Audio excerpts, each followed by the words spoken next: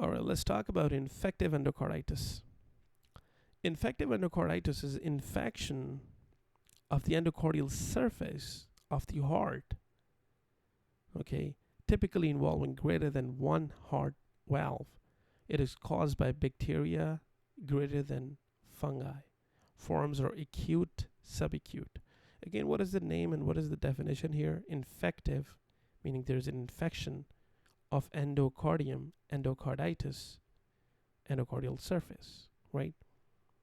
As the name suggests, infective, infection, endocarditis, endocardial inflammation. Causes are bacterial or greater than the fungi. Now there are a couple types, acute, subacute. What is acute and what is subacute? Let's talk about these ones. Acute is classically due to Staph aureus, which is a high virulence. Large destructive vegetation will be seen, as seen in picture A. Let's look at picture A. We have large destructive vegetations, okay,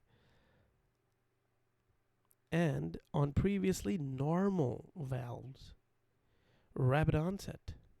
While as compare this with subacute, that is classically virulent streptococci, which are low virulence, so smaller vegetations on congenitally abnormal or diseased valve will be seen. So the valve has to be an abnormal valve, okay, and small vegetations. Sequelae of dental procedures. Why sequelae of dental procedures? Because when you do the dental procedures, what's going to happen is we have in the mouth, we have anaerobes, these viridans, streptococci, right? They're normal being present in the mouth, but when you do a dental procedure, they go down, and they then cause, if there is an already abnormal or disease valve, then they would cause infective endocarditis in those sort of patients after dental procedures. And that is why the common thing is, after dental procedures, you administer the patient prophylactic antibiotics, okay, to prevent this. Now let's talk about symptoms.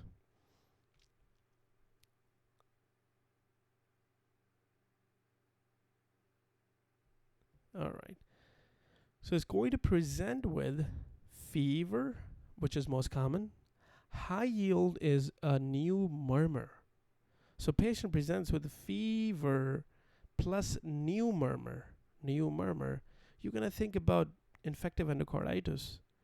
Okay, and also you will have vascular or immunological phenomena, which is in the vascular one, you have septic embolism, petechial rashes, sphincter hemorrhages, which are linear hemorrhages on the nail bed. Looking at picture here, linear hemorrhages on the nail bed.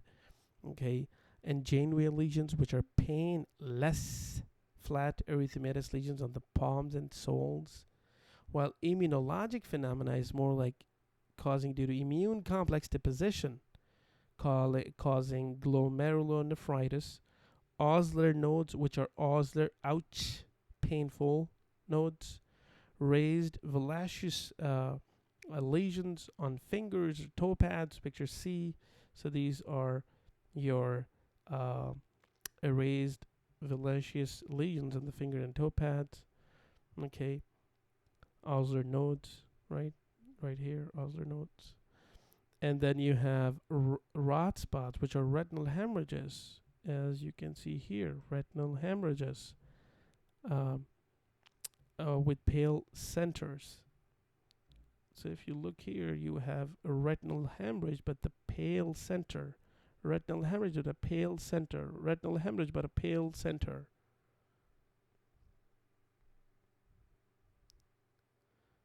Okay, so those are going to be the immunologic phenomena, right? So now let's look at the right side. What are they are talking about here? Which valves are affected? Let's change the color. Okay, so mitral valve is most common, then is greater than the aortic valve. So MV greater than aortic valve. tricuspid valve is involved in associated with injection drug use, like don't try drugs, because they when you put the IV drug, where does it go? To the vein, right?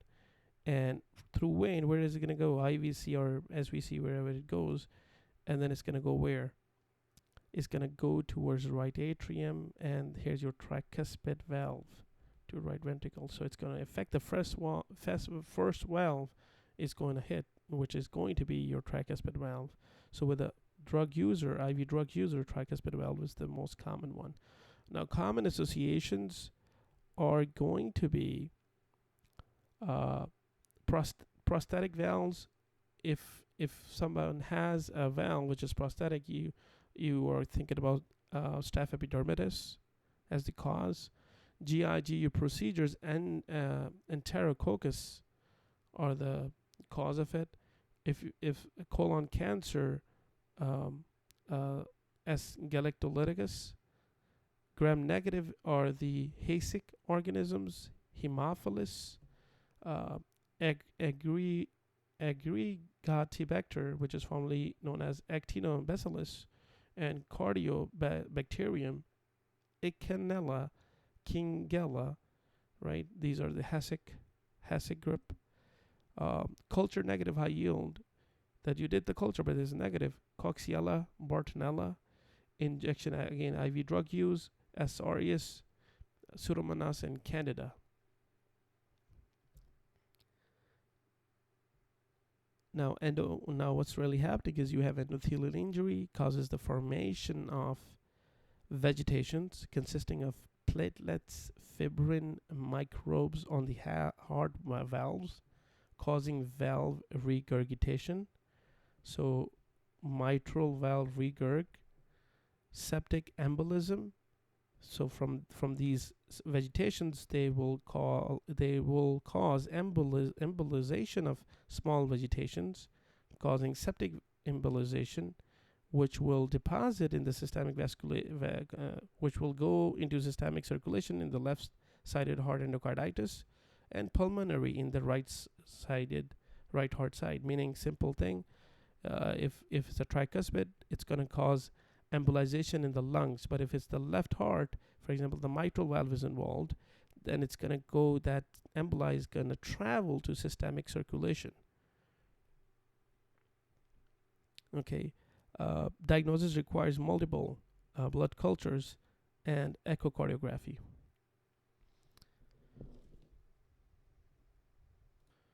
Okay, one high yield point that is associated with let's just change color here, that is associated with colon cancer is that if there is a patient who gets infective endocarditis and you check the culture and you find out that they have S. galactolyticus as the cause, then you are going to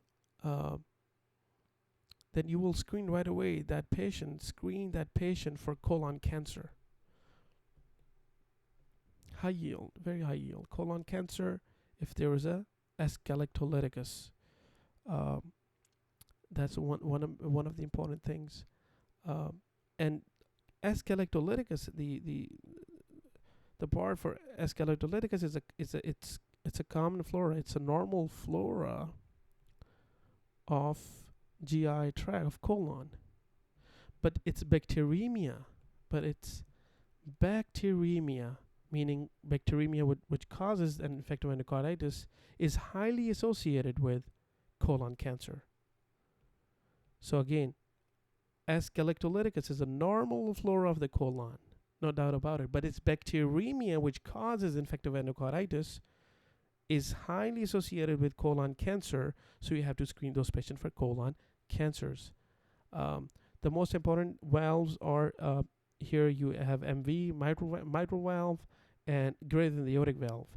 But in always the drug abuse, IV drug abusers, you're looking at tricuspid valve. And whenever you involve any of these valves, first of all that you're gonna get is regurgitation. So as I mentioned here, mitral valve regurg is the first thing, or if the tricuspid, so T, tricuspid valve regurg would be there. Okay, one more thing is, if this viridans, as I mentioned, it is a normal flora of the mouth, right?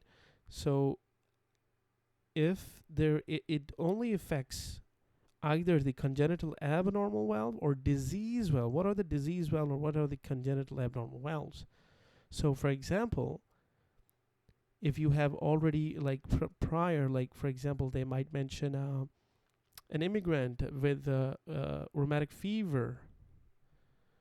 That's one of the things. Or if that's the disease valve. So immigrant with the rheumatic fever, again, your mitral valve is going to be affected. And that would cause these viridans groups to go and cause vegetations on these valves, small vegetations. Other than that, your congenitally abnormal valves will be seen in your MVP, mitral valve prolapse, for example. And there are a couple more diseases. But this is to all the history and everything is very, very important. And let's just review this. And just add, I guess they haven't mentioned here. Okay, actually they have mentioned right here. Let's talk about this as well, and then we can review the whole thing. It's called non-bacterial thrombotic endocarditis. So we did talk about infective endocarditis, right? Meaning there is an infection.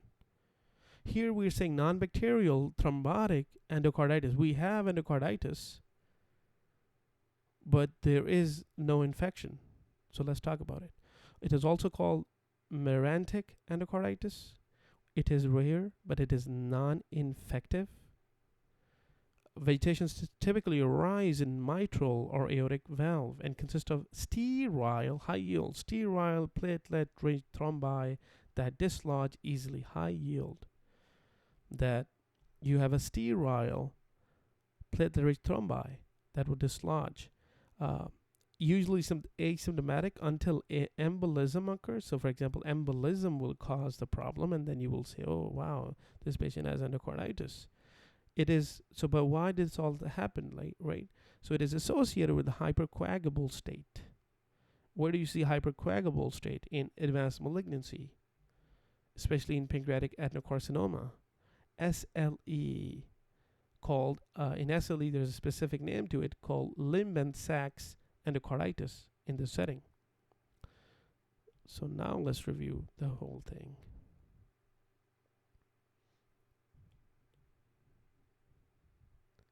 Okay. So here we go. Infective endocarditis. It is the infection of the endocardial surface, right? Involving either one wall or greater than one valve, right? It is caused by bacteria or the fungi being here, Candida, right? On top of that, you have forms are either acute or either subacute. Acute meaning you have acute infection through Staph aureus. High virulence meaning you need more of the bug itself to cause the problem. You need a lot of Staph aureus to be present to cause the problem. Low virulence meaning you don't need much. You don't need a lot of virulent streptococci to cause the problem. Okay, Staph aureus, high virulence, large destructive vegetations. Large vegetation will be seen on normal valve. Most common tricuspid valve, rapid onset. While subacute is due to the fact that you did a dental procedure caused virulent groups to cause vegetations on either congenital abnormal or disease valve. Now, high yield is how it's going to present. It's going to present with fever. Somebody will present with fever, high yield, new murmur. Look, this patient, he was all good. She was all good in childhood. There was no murmur. Everything is good. Suddenly you see a murmur. There is no MI. There's nothing. So you're like, what is this? It is, and plus fever. It is infective endocarditis. On top of that, you will also have vascular immunological phenomena. Vascular means vessels. Vessels mean what? You have septic embolism in the vessels, petechiae, splinter hemorrhages in the vessels, splinter hemorrhages in the nail beds, which are the vessels in the nail beds, right? Jane vein lesions, which are painless, flat erythematous lesions on the palms and soles, right? And you have the other one is immunological, in which case you just have immune complexes, immune complex deposition, causing glomerulonephritis. Osler notes ouchy, painful, rot, retinal hemorrhages with the pale centers. Mitral valve more common than aortic, and then in drugs, tricuspid valve more common. In prostatic valves, you're looking at S. epidermidis. Why S. epidermidis? Because S. epidermidis creates biofilms. Biofilms, high yield. It creates biofilm that allows it to stick to these prostatic valves and artificial prostatic valves. Biofilm is the word that is high yield here. GEI or GU procedures and enterococcus would cause it. Colon cancer, you got to look for S. galactolyticus, gram-negative Hayes group, culture-negative, or Coxella, Bartonella, injection IV to S. aureus, Pseudomonas candida. What's really happening is you have endothelial injury in any of these case scenarios, causing endothelial injury, formation of vegetations, which consist of platelet, fibrin, and microbes. Platelet, fibrin, and microbes. And where would you not see the microbes? So look here. Platelet, fibrin, and microbes. Here, what do you see? You have platelet, fibrin, but sterile. Platelet thrombi, but sterile. No microbe. No microbe means no infection. When there is no infection, you're going to think about non-bacterial thrombotic endocarditis, which is seen in your hypercoagulable state, which are malignancy SLE. And how do you the right vegetation, the right side vegetation will cause problem in the pulmonary, while the left vegetation will cause the problem in the systemic embolization right here, right? And diagnosed by multiple blood cultures and echocardiography. And that is all for infective endocarditis.